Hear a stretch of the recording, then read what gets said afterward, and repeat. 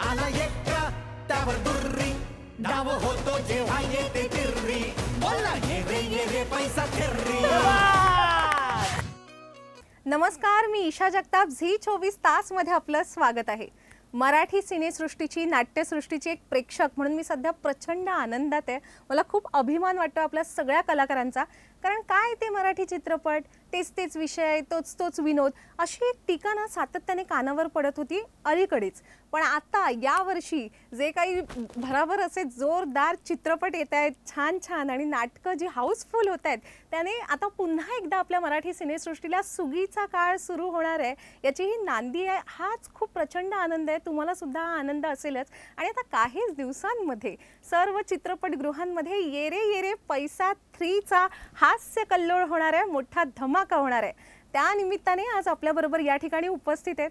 खरं तर एवढी मोठी स्टार कास्ट माझ्या बरोबर आहे, मला विश्वासच नाही बसत आहे। सो आपल्या बरोबर आहे अभिनेता सिद्धार्थ जाधव, अर्थात आपला सिद्धू।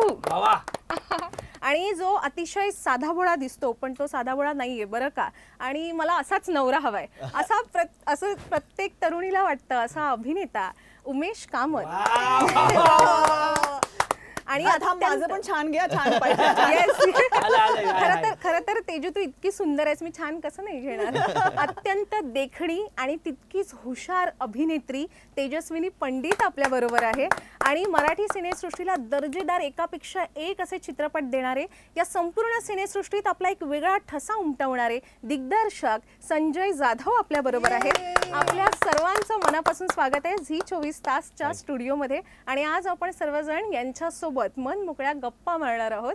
आणि सिद्धू, आता थांबायचं नाही गड्या, आता थांबायचं नाही अजिबात, सुरुवात झालेली इथेच झालेला झी 24 तासमध्ये। अच्छा, मग आता काही दिवसांमध्ये जसं मी सांगितलं की एक धमाका होणार आहे ये रे पैसा 3 चा। खरं तर मराठी चित्रपटांचा 3रा सिक्वल येतोय, हीच खूप मोठी गोष्ट आहे। कसा अनुभव आहे? नाही, खूप मस्त आहे। आणि तू जसं प्रस्तावनेत म्हणालीस की ज्या पद्धतीने मायबाप रसिक प्रेक्षक मराठी सिनेमा पाहत आहेत, मग थांबायचं नसेल, गुलकंद असेल, जारण असेल किंवा आता येणारे सिनेमा असतील, खूप एक्साइटमेंट आहे कलाकार म्हणून, प्रेक्षक म्हणून। ये रे पैसा 3 येतोय, आमच्या चौघांसाठी खूप महत्त्वाचा विषय आहे, महत्त्वाचा सिनेमा आहे, ज्या सिनेमाने एक वेगळा आत्मविश्वास आम्हा चौघांनाही दिला होता। तू म्हटल्याप्रमाणे बरोबर आहे की पहिला पार्ट आला, दुसरा पार्ट आला, तिसरा पार्ट येतोय। उलट तीन भागांमध्ये हा सिनेमा किंवा 3 भाग येत आहेत एका सिनेमाचे, जे लोकांचं मनोरंजन करतंय, तर याचा आनंद वेगळा आहे ग। आणि मी त्याचा भाग आहे, याचा आनंद आणखीन वेगळा आहे। कारण पहिल्या पार्टमध्ये ज्या पद्धतीने आम्ही होतो, सन्नी, आदित्य, बबली, संजय सरांनी ज्या पद्धतीने आम्हाला प्लेस केलं होतं, त्याच पद्धतीने तिसऱ्या पार्टमध्ये आहे। पहिल्या पार्टच्या वेळेला माझी मुलगी 3 वर्षाची होती, आता ती 10 वर्षाची आहे, पण तीच एनर्जी, तोच उत्साह अजूनही आहे। मला असं वाटतं की सिनेमा कधी जुना होत नाही, तो नव्याने काट टाकत काय छान आणत असतो। यात पण संजय जाधव सर, अमय खोपकर सर आणि संपूर्ण टीम, सन्नी, आदित्य, बबली आणि अण्णाला घेऊन आणखी काहीतरी ट्रिपल धमाका आणतायत। तो तुम्ही नक्की बघा 18 जुलैपासून तुमच्या जवळच्या थिएटरमध्ये। येस, 18 जुलैपासून नक्की बघा। उमेश, खरं तर मी स्वतः तुला मालिकेतून खूप मिस करते आणि अनेक प्रेक्षक करत असतील, पण तू नाटकांमधून प्रेक्षकांच्या भेटीला येतोस, पण तुला ये रे पैसा हा चित्रपट करायचाच असतो। काय किती मजा येते चित्रपट करताना? खूप मजा येते। म्हणजे खरं सांगू का, लहानपणापासून म्हणजे मी खूप जणांना लहानपणी ना त्यांना काय करायचं आयुष्यात ठरलेलं असतं, माझं खरंच ठरलेलं नव्हतं, पण तरीही प्रत्येकाच्या आयुष्यात एक असते की लहानपणापासून सगळे सिनेमे पाहत आलेले आहेत। आणि हिंदी सिनेमे, मराठी सिनेमे, आपण लहानपणा आपल्यावरती संस्कार आहेत, जसे नाटकांचे संस्कार आहेत तसे सिनेमांचे पण आहेत। आणि आपल्याला काय भुलवतं तर त्या मोठ्या पडद्यावरती ज्या पद्धतीने ग्लॅमर दाखवलं जातं, ग्रँजर दाखवलं जातं, फाईट सिक्वेन्स दाखवले जातात, गाणी दाखवली जातात, छान कपडे घालून हिरो हिरोईन नाचतायत आणि मजा करतायत, हे आपण लहानपणापासून बघत आलो आणि कुठेतरी आपल्यावरती ते संस्कार झालेले आहेत। त्यामुळे जेव्हा संजय जाधव अशी एक फिल्म करतो आहे आणि त्यांच्याकडनं जेव्हा फोन येतो, तेव्हा जेव्हा आपण कलाकार म्हणून आपण स्वतःला घडवत असतो ना, तेव्हा अशा सिनेमाचा भाग होणं हे आपल्याला खूप आतून मनापासून वाटत असतं। त्यामुळे जरी मी नाटक करत असलो, आधी मालिका करत होतो, सध्या मालिका करत नाहीये, तरी सुद्धा मला असं वाटतं प्रत्येक कलाकाराला संजय जाधव जी फिल्म करतो त्या फिल्ममध्ये भाग घ्यावासाच वाटतो, नाही म्हणण्याचा प्रश्नच येत नाही। कारण ना, आपण लहानपणापासून जे बघत आलो, ज्याने भुरळ पाडलेली आहे आपल्याला, ते आपल्याला करायला मिळतं आहे मोठ्या पडद्यावरती। म्हणजे या ये रे पैसा 3 या सिनेमात तुम्हाला विनोद आहे, तुम्हाला कमालीचं ग्रँजर बघायला मिळणार आहे. छान छान कपडे, हिरो हिरोईन्स, नाच म्हणू नका, फाईट सिक्वेन्स म्हणू नका, काय नाही, जो मसाला आपल्याला पाहायला मजा येते ते सगळं पाहायला मिळणार आहे. सो म्हणून मला या चित्रपटात भाग घ्यावासा नेहमी वाटतो. वाट बघत असतो मी की कधी फोन येतोय. आता मी पुढची वाट बघतोय. आता हा रिलीज झाला की हा हिट होणार, मग त्यानंतर पुढची आमची तयारी चालू होणार की 4 साठी कधी फोन येतो आहे. ते मी विचारणारच आहे सरांना. सो माझ्या मते प्रत्येक कलाकाराचं हे स्वप्न असतं. आणि जे आपण म्हणतो की तू खूप छान बोलली सुरुवातीला की जी एक तक्रार असते प्रेक्षकांची की वेगवेगळे विषय हाताळले गेले पाहिजेत, आपल्याला सुद्धा मराठी सिनेमा सुद्धा मोठा छान पाहायला मजा यायला पाहिजे. सो हे सगळं तुम्हाला येरे येरे पैसा 3 मध्ये पाहायला मिळणार आहे आणि आपण त्याचा एक भाग आहोत. सो मी खूप एक्साइटेड आहे आणि मला खात्री आहे की 18 जुलैपासनं प्रेक्षक सुद्धा थिएटरमध्ये गर्दी करतील आणि ते पण म्हणतील की हा सिनेमा असावा तर असा. आणि सगळ्यात मला महत्त्वाचं वाटतं काय माहिती आहे ना, मला असे चित्रपट किंवा अशा कलाकृती करायला आवडतात की ज्याला वयाचं काही मर्यादा नाही आहे. म्हणजे लहानांपासनं मोठ्यांपर्यंत सगळ्यांनी एकत्र बसून बघणारी आणि त्यांना आवडणारी कलाकृती मला करायला नेहमीच आवडते. येरे येरे पैसा 1च्या वेळेला मला चांगलं आठवतंय. म्हणजे ना आम्ही जेव्हा सिनेमा करतो किंवा ते रिलीज होतो ना तेव्हा मला थिएटरमध्ये कळतं की काय प्रेक्षकांचा रिस्पॉन्स आहे.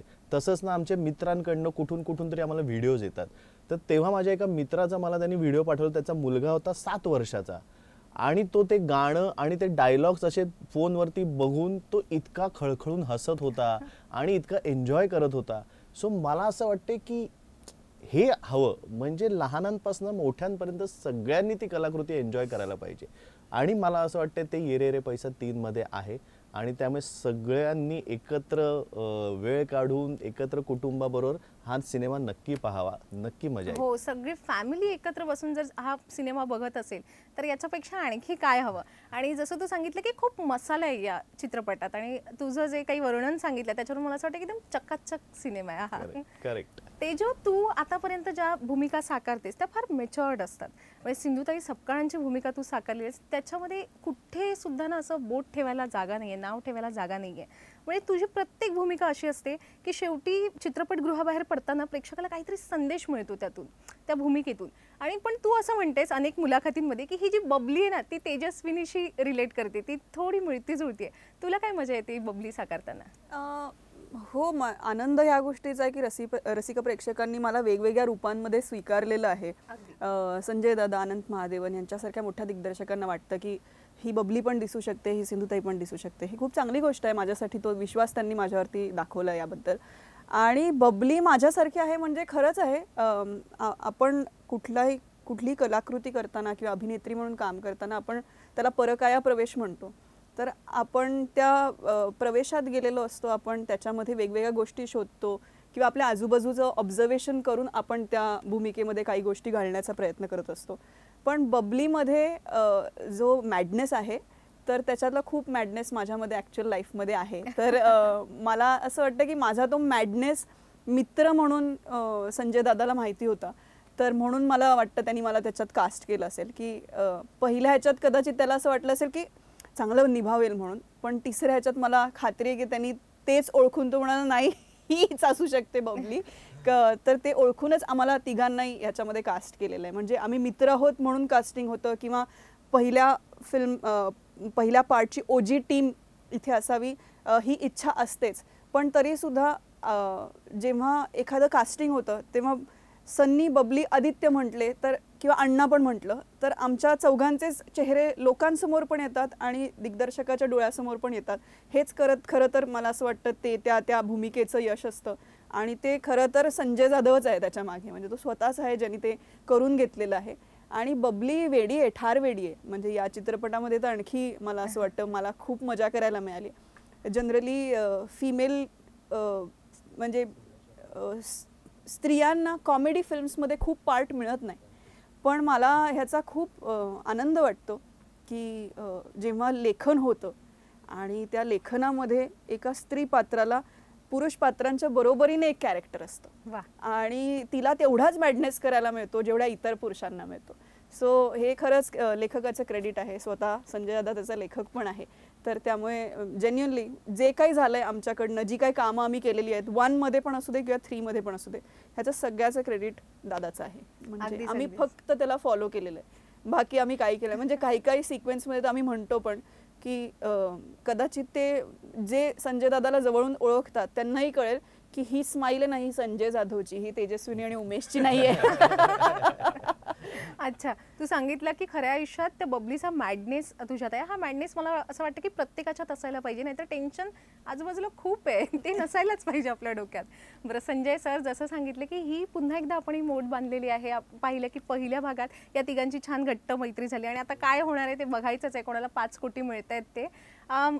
हे जे आहे अमेय विनोद खोपकर एंटरटेनमेंटचा हा जो चित्रपट आहे, सोबत धर्मा प्रोडक्शन आहे, म्हणजे हिंदी प्रोडक्शन आता मराठीमध्ये रस घेत आहेत.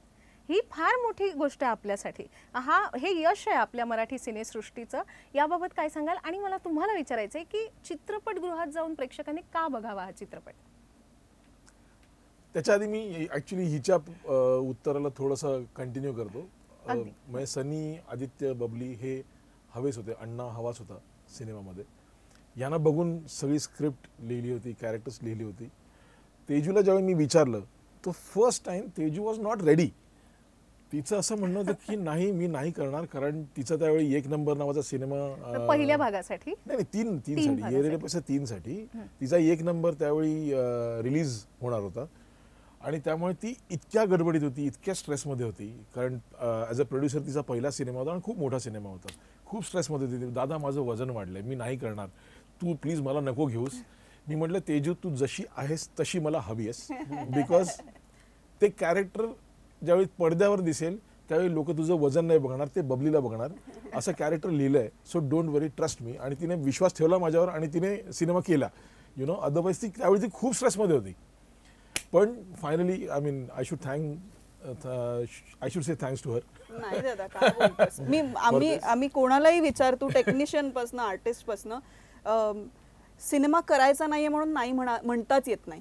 की संजय जाधवनी सिनेमा विचारला तर तुला नाही म्हणता येत नाही. माझी खूप पर्सनल रिझन्स होती, कारण होती, ज्याच्यासाठी मला असं वाटत होतं की दादा तुला हिरोईन दाखवायची आहे ना, तर आपल्याला संजय जाधवच्या हिरोईन्स म्हटल्यानंतर त्या कशा असल्या पाहिजे असं वाटतंच. आणि मी स्वतः सुद्धा त्याच्याबरोबर आधीही काम केलेलं आहे, तर त्यामुळे ज्या पद्धतीने तो प्रेझेंट करतो तर मी त्याला खूप ऑनेस्टली हे सांगितलं होतं की दादा माझं थोडंसं स्ट्रेसमुळे वजन वाढलंय, तर तू मला प्लीज या सिनेमामध्ये आत्ता कन्सिडर करू नको. पण तो म्हणाला की नाही, मला ओरिजिनल टीम सोबतच काम करायचं आहे.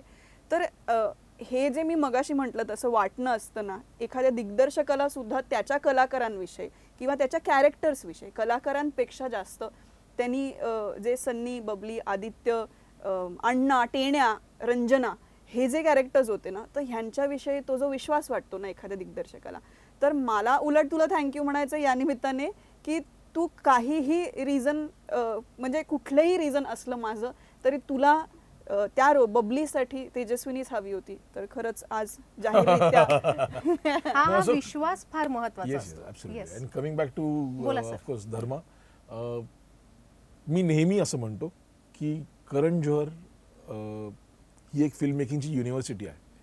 जसे आपल्याकडे अनेक युनिव्हर्सिटीज आहेत. म्हणजे मला असं वाटतं की यश चोपडा ही एक युनिव्हर्सिटी आहे, सुभाष घई एक युनिव्हर्सिटी आहे, गुरुदत्त एक युनिव्हर्सिटी आहे, रोहित शेट्टी एक युनिव्हर्सिटी आहे. त्यांचं फिल्म मेकिंगचं एक स्कूल आहे. आणि हे सगळे सक्सेसफुल फिल्म मेकर्स यांनी इंडियन ऑडियन्सला एंटरटेन केलं आहे. सो इंडियन ऑडियन्सला एंटरटेन करण्यासाठी काय करायला पाहिजे हे यांना माहिती आहे. सो अशी एखादी युनिव्हर्सिटी जेव्हा आपल्या फिल्मला बॅक करते, धर्मा प्रोडक्शन्स आपल्याला बॅक करतं, सो ही आमच्यासाठी खूप महत्त्वाची गोष्ट आहे. माझ्यासाठी तर सगळं ड्रीमी आहे, सगळं स्वप्नवत आहे. आणि हे खरं सांगू का, हे फक्त एका माणसामुळे पॉसिबल झालं, दॅट इज आमचे प्रोड्युसर निनाद बतीन. त्यांनी सगळं जुळवून आणलं आणि आम्ही फक्त निमित्त आहोत. ॲक्च्युली निनाद बतीनने हे केलं, त्याच्यामुळे हे झालं आहे. धर्मा प्रोडक्शन्स प्रेझेंट करते ही फिल्म, ही आमच्यासाठी खरंच खूप मोठी गोष्ट आहे. अगदी. आणि चित्रपटगृहात जाऊन का पाहावा हा चित्रपट? मला असं वाटतं, खरं सांगू का, जर तुम्ही ऑब्झर्व केलं ना, तर मराठी प्रेक्षक जो आहे, खूप वेळा प्रश्न पडतो की मराठी प्रेक्षक जो आहे तो सिनेमा बघायला येत नाही, पण तो नाटक बघायला जातो. हो. मी हे ऑब्झर्व केलं. मला असं वाटतं की नाटक बघायला का जातो? कारण त्यांना तो एक जिवंत अनुभव मिळतो, त्यांना तो अनुभवता येतो. ये रे रे पैसा 3 हा एक अनुभव आहे, हा एक वेगळा अनुभव आहे.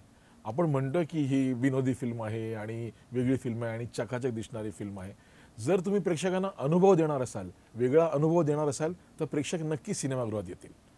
सो ये रे रे पैसा 3 हा एक वेगळा अनुभव आहे, जो मी बऱ्याच वेळा द्यायचा प्रयत्न केला, बऱ्याच वेळा माझा प्रयत्न फसला, बऱ्याच वेळा सक्सेसफुलही झाला. जेव्हा जेव्हा तो अनुभव वेगळा आहे हे प्रेक्षकांना जाणवलं, त्यावेळी तो सिनेमा सक्सेसफुल झाला.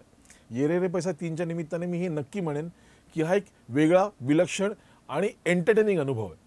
सो हा अनुभव द्यायचा आम्ही सगळ्यांनी प्रयत्न केला. येस, आणि मी स्वतः जाणार आहे 18 जुलैला वा, अनुभव वा. घ्यायला. God आणि bless मी you. प्रेक्षकांना सुद्धा आवाहन करते की तुम्ही सुद्धा जा, कारण हे खूप भारी लोक आहेत सगळे. आणि तेजू, तू कसली गोड दिसली आहेस त्याच्यात, काही जाड वगैरे नाही दिसत खरं. आणि सिद्धू, आता जसं संजय सरांचं आणि तेजूचं जे कन्व्हर्सेशन झालं, अनेक मुलाखतींमध्ये खरं तर असं ना एक गैरसमज असतो की मराठी माणूस म्हणजे एकामेकाचे पाय सोडण्यात सगळा वेळ जातोय. पण मी जे म्हणजे मी एक साधारण प्रेक्षक म्हणून ज्या मुलाखती बघते ना, तर हे जे आपले सगळे कलाकार आहेत, तुम्ही सगळे कलाकार आहात, ते एकमेकांना सोबत घेऊन पुढे जातात. ते कधीच शेजारी बसलेल्या कलाकाराला कमी नाही लेखत, कुठल्याच मुलाखतीत नाही. सिद्धू, तुझा कसा अनुभव होता आजवर या बाबतीत? नाही, माझा एक तर मी नेहमी म्हणतो की मी अभिनेता होईन, ॲक्टर होईन, आहे की नाही ते पण माहीत नाही. मी नेहमी म्हणतो की मी किती चांगला कलाकार आहे मला माहीत नाही, पण मी एक नशीबवान कलाकार आहे. कारण हे सगळे अनुभव मला मिळतात, घेता येतात. मी जेव्हा इंडस्ट्रीत आलो तेव्हा श्वास ऑस्करपर्यंत पोहोचली होती, ऑस्करला सिलेक्ट झाली होती किंवा त्याची चर्चा होती. तेव्हापासून मी मराठी इंडस्ट्रीचा भाग आहे. आज 25 वर्ष ह्या इंडस्ट्रीत काम करतो आहे. मी पहिल्या मुलाखतीपासून, ज्या कुठे एका छोट्याशा पेपरमध्ये आली असेल, तेव्हापासून माझा हाच अनुभव आहे की मराठी इंडस्ट्री हे कुटुंब आहे, ही एक फॅमिलीच आहे. इथे ना शिफ्ट बघितली जात, ना वेळा बघितल्या जात. कोणाचं अडलं असेल तर आणखीन जास्त वेळ काम केलं जातं. ॲडजस्टमेंट लेवल जी असते ना, ती या इंडस्ट्रीचा भाग आहे. म्हणजे प्रोफेशनलिझम आहे का, तर तो आहे, पण प्रोफेशनलिझमच्या पुढे जाऊन इमोशन नावाची गोष्ट आहे, जी जरीही व्यावहारिक इंडस्ट्री असली, इथे पैसा कमवणं म्हणजे त्या गोष्टी, म्हणजे शेवटी व्यवसाय आहे ना, तो काहीतरी टाकलं तर काहीतरी यायला पाहिजे, ह्या लेवलचं असलं तरी काम करताना ते इमोशनल लेवलला होतं. त्यामुळे मी तो कुटुंब म्हणूनच बघतो आत्तापर्यंत. जेव्हा तुम्ही काम करता ॲप्रिसिएशन होतं, जेव्हा नाही आवडत तेव्हा इथले मायबाप रसिक प्रेक्षक सांगतात आम्हाला ते आवडलं नाही, हक्काने सांगतात. तो कनेक्शन दिग्दर्शक कलाकारांबद्दल आहे आणि त्याच्यामुळे आम्ही म्हणजे आम्हाला कॉम्प्लिमेंट मिळते ना, अरे तुम्ही तर आम्हाला आमच्यातलेच वाटता. का वाटतं? कारण ते तसे आत्मसात करतात कलाकार आम्हाला.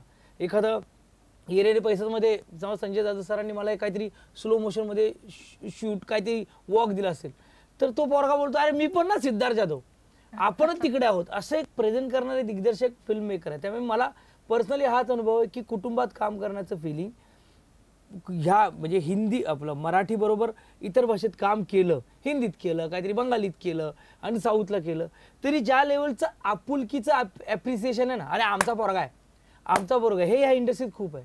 आणि आता तू म्हटल्याप्रमाणे तू ह्या सगळ्या मुलाखतीची प्रस्तावना करताना तू फक्त आमच्या सिनेमाबद्दल नाही बोललीस, तू एकंदरीत मराठी चित्रसृष्टीबद्दल बोललीस, नाट्यसृष्टीबद्दल बोललीस. तेच म्हणायचं हे जे एकात एक आहे, म्हणजे मी मगाशी म्हटल्याप्रमाणे थोडं मोठं होईल उत्तर माझं, पण या सिनेमाच्या प्रमोशनच्या निमित्तानं आम्ही उमेशदाच्या नाटकाला गेलो प्रमोशनला. हो, म्हणजे पहिल्यांदा एका नाटकाच्या भरगच्च ऑडियन्समध्ये, हाऊसफुल ऑडियन्समध्ये आम्ही आमच्या सिनेमाचं प्रमोशन करतो आणि ते मायबाप रसिक प्रेक्षक जे नाटकाला आले ते पण ॲप्रिशिएट करतात. इथे नाही पाण्यासारखं येते ते कुठलं तुम्ही ते हे काय वर्गीकरण करू शकत नाही. ते मायबाप रसिक प्रेक्षक महाराष्ट्रातले, म्हणजे आम्ही नेहमीच म्हणतो की तेवढे चोखंदळ आहे, तेवढे प्रेम करतात. त्यांच्या प्रेमावर आमचे सिनेमे, आमच्या मालिका, आमची नाटकं ही खूप दूरपर्यंत पोहोचतात. त्यामुळे एकमेकांचे पाय आम्ही खेचत नाहीत, पण प्रेक्षक आम्हाला त्या पायांवर उभं करतायत त्यांच्या प्रेमाने.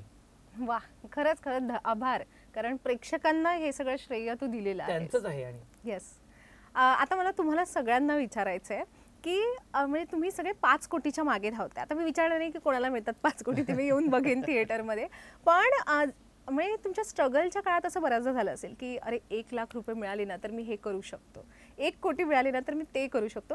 आता अशी कोणती इच्छा पूर्ण आहे का की मला अमुक पैसे माझ्या खात्यात जमू दे की मी चाललो वर्ल्ड टूरला चाललो किंवा मी एक फार्म हाऊस बांधून घेतो? उमेश, तुझ्यापासून सुरुवात करूया. मी हो अजून माझ्या मते आपल्याला किती पुढचा सिनेमा करायला किती पैसे आहेत आपल्याला? अरे सो मला खरंच इच्छा आहे की खूप अजून पैसे कमवायचे आहेत आणि खूप गोष्टी निर्माण करायच्या आहेत. म्हणजे मला असं मनापासून वाटतं की खूप कलाकृती निर्माण व्हायला पाहिजेत अजूनही. म्हणजे खूप छान आहे आत्ता आपण मराठी सिनेमांबद्दल छान छान बोलतो आहोत, पण मला तरी असं मनापासून वाटतं की अजून त्याच्यात उभारी यायला पाहिजे, अजून जास्त चांगले चित्रपट तयार व्हायला पाहिजेत, अजून जास्त चांगली नाटकं तयार व्हायला पाहिजेत आणि अजून प्रेक्षकांची गर्दी थिएटरकडे यायला पाहिजे. सो त्यासाठी जसं आपण प्रेक्षकांना अपील करतो ना की तुम्ही या थिएटरला, सो आमचं ना सतत आमच्यात चालू असतं की अजून चांगला चित्रपट बनवायला पाहिजे यार, अजून म्हणजे मला याची खात्री आहे की थोडंसं विषयांतर होईल पण संजय जाधव म्हणजे त्याचा चकाचकपणा तुम्हाला सगळा थिएटरमध्ये दिसतो, पडद्यावरती दिसतो, पण त्याच्यासाठी तो किती झगडत असतो किंवा त्याची टेक्निकल टीम जी असते ती किती झगडत असते. कारण असं कधीच होत नाही की तुमच्याकडे भरपूर पैसे आहेत आणि तुम्हाला सिनेमा करायला मिळालेला आहे आणि तुम्हाला हवे तेवढे पैसे मिळालेत आणि तुम्हाला सगळं मनासारखं करायला मिळालं. कुठेतरी आपल्याला मराठी सिनेमाचं बजेट हे रिस्ट्रिक्ट करावं लागतं, कारण त्याचे पण काही गणित असतात, किती प्रेक्षक येणार आहेत ही पुढची गणित असतात. सो मला असं वाटतं की अजून जर प्रेक्षकांची गर्दी चित्रपटांना झाली तर अजून जास्त चांगले चित्रपट तयार होतील. सो मी सतत हाच विचार करतो की आता माझ्याकडे जर पैसे आले तर मी पुढचं कुठलं नाटक चांगलं करू शकेन, मी कुठलं पुढचं सिनेमा चांगला करू शकेन. आज मला संजय जाधव सारख्या दिग्दर्शकाला असे 5 कोटी रुपये देऊन असे वाटतं तेही कमीच पडतील, तो ज्या विजनचे विचार करतो त्या पद्धतीने. पण असे मला खात्री आहे की जर सिद्ध्याला 5 मिळाले, हिला 5 मिळाले, मला 5 मिळाले की आम्ही संजय दादाकडे जाऊ म्हणजे की एक सिनेमा बनव बाबा. 15 कोटीत तो सिनेमा बनवेल, त्या विजननी बनवेल. सो मला जर पैसे हो नक्की, आणि मला जगही फिरायचं आहे डेफिनेटली, पण मला आवडेल की मला माझ्या सिनेमाला घेऊन जग फिरता आलं तर त्याच्या प्रमोशनसाठी मला जर जगात वेगवेगळ्या देशात जाऊन हा आमचा सिनेमा आहे बघा खरंच आणि काय तिकडनं जर झालं इन्व्हाइट आलं की यार तुमचा सिनेमा येतोय तुम्ही या, आपण एकत्र सिनेमा बघू. सो त्या निमित्ताने तेवढे मला पैसे हवेत की सिनेमा आणि नाटक घेऊन मला जग फिरायचंय. हो, आणि जसं तू म्हणालास की आणखी चांगले सिनेमे आपल्याकडे आले पाहिजे आणि ही त्याची नांदी आहे जी होणं महत्वाचं होतं. आणि तेजू तुला काय करायचंय खूप पैसे नाही, कमवून? आय थिंक आम्ही सगळेच सेम पेजवरती आहोत. कारण आम्हाला प्रत्येकाला जर का तू विचारलंस की अभिनयापलीकडे तुम्हाला काय येतं, तर कदाचित कोणालाच माहिती नसेल की काय येतं. हा तर बहुतेक खातो पण सिनेमा, श्वास पण सिनेमाच आहे, पितो पण सिनेमाच असं. तर त्यामुळे आमच्या सगळ्यांचंच हे आहे की आम्हाला डेफिनेटली आता किती पैसे मिळतात ह्याच्यावरती पण खूप गणित आहेत. तर मला जर का 5 करोड मिळाले तर मी त्याच्यातले ऑलमोस्ट 50% मी दादाला देईन की दादा हे घे, तुझ्या फिल्ममध्ये तू कॉन्ट्रीब्यूट कर आणि मला घेऊन एखादा सिनेमा कर, हे अर्धेच, मग तो देईल थोडेसे, मग हा देईल, मग आम्ही म्हणून आम्हाला तिघांनाच घेऊन तू एक सिनेमा कर, आणि मग त्याच्यातले थोडे उरलेले मी कदाचित माझ्या आईला देईन, तिला काय करायचं ते तिने करावं. आणि मला खूप पूर्वीपासून एक इच्छा आहे की मला रस्त्यावरती भटकणारे जे जनावर आहेत त्यांच्यासाठी एक दवाखाना उघडायचा आहे. आणि कारण हेल्प नाही मिळत, म्हणजे कुठल्या गाडीने जर का कोणाला उडवलं किंवा कुठे इंजर्ड जर का जनावरं असतील तर त्यांना दवाखाने नाही आहेत आपल्याकडे. आणि हा माझ्या बाबतीत खूप वेळेला प्रॉब्लेम झालाय. मला अनेक वेळेला मी अशी छोटी छोटी पिल्लं उचलून नेली आहेत हॉस्पिटलमध्ये आरेच्या जवळपास. तर पण तिथे फॅसिलिटी खूप चांगली पण नाहीये. तर असा एखादा दवाखाना उघडता आला असतं आणि त्याच्यामध्ये पैसे टाकता आले तर मी ते करेन. विचार खरंच खूप मोठा आहे, कौतुक तुझं याच्यासाठी. संजय सर, तुम्ही काय कराल एवढ्या पैशांचं? माझं जसं ती म्हणाली तसं रे, मला तर ना असं वाटतं की समजा देवाने मला विचारलं पुढच्या जन्मी तुला काय करायचं, तर मी तेव्हा पण म्हणेन की मला तर फिल्मच बनवायची. तुमच्या डेट्स खाली आहेत का? तुमच्या डेट खाली आहेत. तर खरं तर ना विनोद हा स्क्रीनवर पाहायला जरी खूप सोपा वाटत असं वाटत असं हे काय नेहमीच्या आयुष्यातलंच आहे, पण तरी म्हणजे मला इतका अभिनय काही येत नाही, पण विनोदी अभिनय करणे सर्वात मोठा टास्क असतो असं मी ऐकलंय. हो हो. तर विनोदी चित्रपट बनवणं हा कसा टास्क असतो? हा जसं खूप मोठे कोणीतरी फिलॉसॉफर म्हणून गेला, comedy is a serious business. So actually comedy is a serious business. म्हणजे ही कॉमेडी ये रे रे पैसा 3ची जी कॉमेडी आहे ती तर खूप कठीण आहे. म्हणजे ये रे रे पैसा 3 बघताना खूप साधी सरळ सोपी फिल्म वाटते, पण ती साधी सरळ सोपी फिल्म बनवताना खूप कठीण आहे. कारण ती कॉमेडी साधी वाटणं, सरळ वाटणं ह्याच्यासाठी खूप मेहनत आहे. आणि त्यासाठी आम्ही ना फिल्म शूटिंग सुरू करण्याआधी जवळजवळ आम्ही 1.5 महिने वर्कशॉप केला होता. सेटवर आम्ही परत तितकं सिरियसली काम करत होतो. फिल्मचं शूटिंग संपल्यानंतर डबिंगमध्ये जवळजवळ आम्ही 3 महिने घालवले. म्हणजे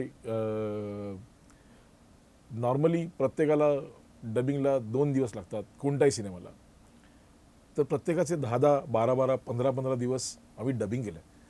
okay, so it is a very serious business.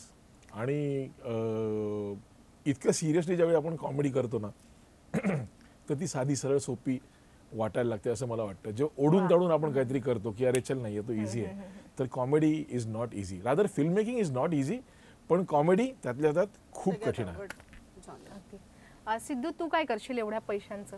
अरे माझे उत्तर काय ठरले, माझे काहीतरी ठरले उत्तर आहे. मला खूप वेळा प्रश्न विचारलाय मला, म्हणजे आता काही पैसे, आता एक आहे की एक त्यात ऍड झाले, 1-2 गोष्टी ऍड झाल्या. हिराला जापानला फिरायचंय, हिराला जापानला जायचंय, ते पहिलं ते तिला फिरून आली. मला माझ्या आई वडिलांसाठी घर घ्यायचंय जे डुप्लेक्स असेल आणि आतमध्ये जिना असेल वगैरे, असा एक माझा एक ड्रीम हाऊस आहे आयुष्यात लवकरच जे मला घ्यायचंय. पण मला आणखीन एक गोष्ट आठवली, जसं आता जर उमेश दादा थोडेसे पैसे संजू दादाला देऊन सिनेमा बनवत असतील, तर मला ना, मी अशी एक न्यूज वाचली होती की बंगालचे 1-2 ऍक्टर आहेत, त्यांनी स्वतःचं एक मल्टिप्लेक्स केलंय. सो आमच्या पिढीच्या अगोदर ना मराठी सिनेमाचं माहेरघर काय, भारत माता, प्लाझा, प्रभात. तर मला असं वाटतं, मला माहिती 5 करोड मध्ये होईल की नाही माहिती नाही, पण एक ना मराठी सिनेमाचं हक्काचं मल्टिप्लेक्स जे पुढच्या येणाऱ्या पिढीसाठी हे मराठी सिनेमाचं माहेरघर असं काहीतरी करायला आवडेल. म्हणजे फक्त मराठी सिनेमे. आणि ना मला वाटतं ती गंमत आहे, सिंगल स्क्रीन असेल का मल्टिप्लेक्स एका वेळेला 3 स्क्रीन असतील ते मला माहित नाही, पण असं काहीतरी असेल ना जे आमच्या पुढच्या पिढीसाठी भारत माता, प्लाझा थिएटर, प्रभात थिएटर हे काही आयकॉनिक थिएटर आहेत जिथे आमचे सिनेमे पाहिलेत, आम्ही तुडुंब गर्दीत भरलेले पाहिलेत. तर तसं काहीतरी थिएटर बांधायला आवडेल मला, जिथे पुढच्या पिढीसाठी अच्छा हे मराठी सिनेमाचं माहेरघर आहे, बाकी मराठी सिनेमा लागतात पण इथे हक्काचा मराठी प्रेक्षक जातो, असं काहीतरी करायला मला आवडेल. खरोखर प्रेक्षक म्हणून काटा आलं हे ऐकून की आपल्या मराठी सिनेमासाठी एक पाहिजे. हा म्हणजे छान मजा येईल तिकडे. आमच्या जनरेशनसाठी सिद्धू काहीतरी करतोय ह्याच्यातच मला खूप आवडतं. येस, आणि ते आज आपल्याला कळलं. येस, आणि आता शेवटचा अगदी आता एक शेवटचा प्रश्न की आता जसं मी तुम्हाला विचारलं 5 कोटी मिळाल्यावर तुम्ही काय कराल, पण स्ट्रगलच्या काळात वगैरे असं कधीतरी झालं असेल ना की अरे पैशांअभावी माझं काम राहिलं, पण ती गोष्ट माझ्याकडे असती आज, पण तेव्हा ना मला पैसे कमी पडले आणि आज मी त्याच्या 100 गोष्टी खरेदी करू शकतो. उमेश, तुझ्या बरोबर असं झालंय का? नाही, असं काय पैसे नसतील म्हणून एक काम नाही झालं. हा, म्हणजे स्ट्रगलच्या काळात वगैरे कधी असं आठवतं? करिअर संबंध नाही, आयुष्यात हा पर्सन. हा मी आता असे पैशा अभावी मी घर शोधायला मला 13 वर्ष लागली. म्हणजे असे मी पैसे साठवत होतो प्रत्येक वेळेला. मला आठवतंय कारण मी माझी आई रिझर्व्ह बँकेत काम करायची, त्यामुळे आमच्याकडे कॉलनी, रिझर्व्ह बँक कॉलनीत मी राहायचो, आमचे सगळे फॅमिली. सो ना हे आम्हाला माहिती होतं की काही वर्षानंतर नोकरी संपली की आता ही कॉलनी सोडावी लागणार आणि मग आपल्याला आपलं घर घ्यायचं आहे. आणि वडिलांचं मला ते आवडलं होतं. त्यांनी ना ते म्हणाले की त्यांना खूपदा असे नातेवाईक प्रश्न विचारायचे की तुम्ही घर का नाही, कारण खूप जण तेव्हा छोटं घर कुठेतरी बुक करायचं. त्यामुळे माझ्या मुलांना काही कमी पडू नये म्हणून मी कधी घरात इन्व्हेस्ट नाही केलं. मी त्यांना जे काही हवं असेल ते देण्यासाठी माझे पैसे असायला पाहिजेत म्हणून मी हे केलं. आणि मला खात्री आहे की ते मोठे झाल्यानंतर घर घेतील. आणि अशी एक स्टेज आली की आता 2 वर्षांनी संपणार आहे नोकरी. आणि तेव्हा मी जस्ट सुरू केलं होतं काम करायला, पैसे कमवायला, मालिकेत वगैरे. आणि म्हटलं हां घेऊया म्हणून मी आपले खूप पैसे साठवत होतो. प्रत्येक वेळेला पैसे साठवून घराची किंमत बघायला जायचो, अरे नाही हे तर खूप महाग आहे त्यामुळे हे नाही होणार. मग आपण साठवत राहील. त्यामुळे मी तेव्हा ना म्हणजे आभाळमय मालिकेत मी काम सुरू केलं, मग वादळवाट केली, तर तेव्हा की कुठूनही पैसे मिळायचे मी आपले साठवायचो, कमी खर्च करायचे कारण साठवायचं, कारण आपल्याला घर घ्यायचं, आपल्याला आईवडिलांसाठी घर घ्यायचं आहे. मला आठवतंय आम्ही कॉलनी सोडली 2004ला, मग हे मी 2003 पासून पैसे साठवायला लागलो, ते माझं घर मुंबईत झालं 2012 साली. सो तेवढी वर्ष मी आपलं प्रत्येक वेळेला पैसे जमवायचो आणि जाऊन आपलं म्हणजे ते मला तेव्हा आठवतंय मी जेव्हा जिथे फिरायचो ना, हां ह्या असं काहीतरी घर असायला पाहिजे, अशा कॉलनीत घर असायला पाहिजे. सो माझ्या मते तो एक त्या काळात हे होतं की तेव्हा मी कुठेच असे पैसे खर्च करायचा मी कधी विचार नाही करायचा, कारण माझ्या डोक्यात होतं की घर घ्यायचं आहे. त्यामुळे ते तेव्हा होतं की तेव्हा घर झालं असतं, नंतर अजून काहीतरी तेव्हाच कदाचित वेगळं काहीतरी करता आलं असतं. अगदी खरं तर स्टार आहेत अशी एक इमेज असते आमच्यासमोर, यांच्याकडे काय सगळं असेल असं आम्हाला वाटतं, पण हा जो मागे स्ट्रगल असतो जो सर्वसामान्य माणसाचाही असतो तो कोणाला दिसत नाही. आणि खरं तर तुम्ही आम्हाला शिकवता की स्वप्न बघायची कशी आणि ती साकार कशी करायची. तेजू तुझ्याबरोबर असं कधी घडलंय का? मी माझ्या पूर्वीच्या अनेक इंटरव्ह्यूजमध्ये हे खरं तर सांगितलंय. मला 10वी नंतर रेग्युलर शिक्षण करायचं नव्हतं. मी 10वी पासच आहे अजूनही. अच्छा. तर मला रेग्युलर शिक्षण करायचं नव्हतं. मला काहीतरी क्रिएटिव्ह फील्ड करायचं होतं आणि माझा कल थोडासा इंटिरियर डिझायनिंग आणि फॅशन डिझायनिंगकडे जास्त होता. पण मी जेव्हा ॲडमिशन घ्यायला गेले किंवा विचारपूस करायला गेले तेव्हा त्याचे फीज खूप हजारांमध्ये होते. मी ही गोष्ट करते 2002-03च्या आसपास त्यावेळी. तर त्याचे फीज जवळजवळ 60,000 वगैरे होते, 60-80 अशा याच्या रेंजमध्ये. आणि माझ्या वडिलांनी मला सांगितलं की तेजू माझ्याकडे नाही आहेत पैसे, तर मी नाही अफोर्ड करू शकत हे. तर मी माझ्या वडिलांना म्हटलं ठीक आहे काही प्रॉब्लेम नाही, राहू दे, जेव्हा येतील किंवा मी कमवेन तेव्हा मी ते करेन. आणि म्हणून मग मी ते फॅशन डिझायनिंगचं डोक्यातनं खूळ सोडून दिलं तेव्हा. त्याच्यानंतर 2015 साली माझे वडील गेले आणि वडील गेल्यानंतर मी एक ब्रँड टाकला तेजाज्ञा नावाचा, जो फॅशन डिझायनिंगचाच होता. आणि मी ज्या फील्डमध्ये काम करत होते इतकी वर्ष ॲक्टिंग, त्याच्यातनं मी जो अख्खा पैसा उभा केला होता तो मी तेजाज्ञामध्ये टाकला. आणि त्याच्यातनं मी फॅशन डिझायनिंग फॉर्मल एज्युकेशन जरी मी घेतलेलं नसलं तरी इतकी वर्ष तुम्ही ज्या क्षेत्रात काम करता त्याच्यात तुम्हाला कलर सेन्स यायला लागतो, तुम्हाला फॅब्रिक सेन्स यायला लागतो, तुम्हाला थोडंसं बार्गेन सेन्स स्त्रियांमध्ये असतोच. तर त्यामुळे मी ते सगळा अनुभव जो आहे तो माझा तेजाज्ञामध्ये ओतला आणि मग तो ब्रँड बऱ्यापैकी एस्टॅब्लिश करण्याचा प्रयत्न केला. सो माझं लाईफ कदाचित तेव्हा हे झालं नसेल पण फुल सर्कलला आलं. तर जे पैसे मला तेव्हा जमवता आले नाही की माझ्या वडिलांना काही कारण असतं त्यांच्याकडे नव्हतेच, तर मला आज आनंद आहे की मला जे करायचं होतं ते मी केलं आणि आज वरून बाबा बघत असतील तर खुश असतील. खरं तर तू त्यावेळी ही परिस्थिती समजून घेतलीस घरची, याचं खरं तर कौतुक. आणि तू जरी फॅशन डिझायनिंगचं शिक्षण घेतलेलं नसशील तरी तू आज तरुणींसाठी, अनेक तरुणींसाठी फॅशन आयकॉन आहेस. असं काय काहीच कमी नाहीये. सर तुमच्या बरोबर कधी आयकॉन सर तुमच्या बरोबर कधी असं घडलंय का? खूप लहानपणी माझे वडील बँकेत होते, माझी आई शिक्षिका होती. आमच्या घरी ना टीव्ही नव्हता. अच्छा. ओके. आणि त्यावेळी कलर टीव्ही जस्ट आला होता आणि आमच्या शेजाऱ्यांकडे ब्लॅक अँड व्हाईट टीव्ही होता. तर ते मला सिनेमा, ते एव्हरी सॅटर्डे संडे ना फिल्म असायची टीव्हीवर दूरदर्शनला, तर मला सिनेमा बघायचा असायचा तो. आणि तो मला सिनेमा प्रत्येक वेळी बघता यायचा नाही, कारण मग कधी ते जेवत असायचे, त्यांच्या घरी पाहुणे आहेत. तर तर मला ना एकदा माझा मित्रच होता तो, त्याने मला हाकलला घरातून, यु नो. तर तेव्हा मला असं झालं की माझ्याकडे पैसे असतील ना तर मी कलर टीव्ही घेईन. आणि ऍक्च्युली पैसे आले ना त्यावेळी आम्ही कलर टीव्ही घेतला घरी. मला आता सगळे असं फ्लॅशेस यायला लागले. सो या कलर टीव्ही त्यावेळी प्रेस्टिजियस गोष्ट होती. आता आपल्याला हसायला येते की शेजाऱ्यांकडे असं जाऊन टीव्ही बघणं, पण तेव्हा ते एक फिलिंग असायचं की दाईने बघायचंच आहे, म्हणजे असं वाटायचं की बघायचंच आहे. येस. आणि सिद्धू तुझ्या बरोबर असं कधी घडलंय? माझ्या खूप घडलंय माझ्याबरोबर. हा प्रश्नच माझ्यामुळे आला असेल एवढं घडलंय माझ्याबरोबर. तुमच्या ग्रुपमध्ये एक मुलगा असतो ज्याला तुम्ही सगळं समजून घेता. आज यांच्या ग्रुपमध्ये एक मुलगा आहे ज्याला ते समजून घेतात. पण कॉलेजमध्ये मी तसा होतो, कारण मला बाबा 10 रुपये द्यायचे दिवसाचे, 3.5 रुपये जायला बसले, 3.5 रुपये यायला, 3 रुपये जे मिसळ मधलं खायचं. तर मी असं कधी प्लॅन झाला पिक्चर बघायचा किंवा कुठे जायचा, तर माझ्याकडे पैसे नसायचे. तर गोपाळ पालव, निखिल रायशिर्के, पूनम शर्माळे हे माझे कॉलेजचे जे मित्र आहेत ना, हे नेहमी माझ्यासाठी उभे राहायचे.